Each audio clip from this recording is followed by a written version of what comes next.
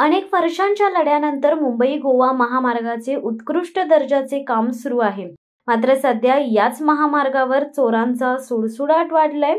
गुरुवार दिनांक 27 मार्चच्या रात्री 2 वाजण्याच्या सुमारास कर्नाळा अभयारण्यात प्राण्यांच्या संरक्षणासाठी लावलेल्या लोखंडी पत्र्यांचे बॉक्स चोरून टेम्पोतून पळवून नेताना येथील जागरूक वाहन चालकांनी पकडले। दरम्यान झालेल्या झटापटीत मात्र सदर आरोपी दाट अंधाराचा फायदा घेत संरक्षण भिंतीवरून उड्या मारून जंगलात पळालाय।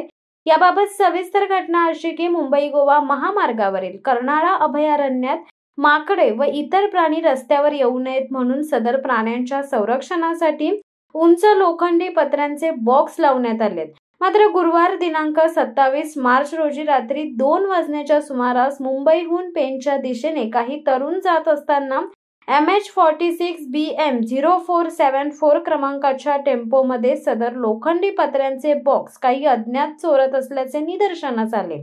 यावेळी सदर जागृत तरुणांनी गाडी थांबवून याबाबतीत भामट्यांना विचारायला गेल्यावर झटापटीला सुरुवात झाली।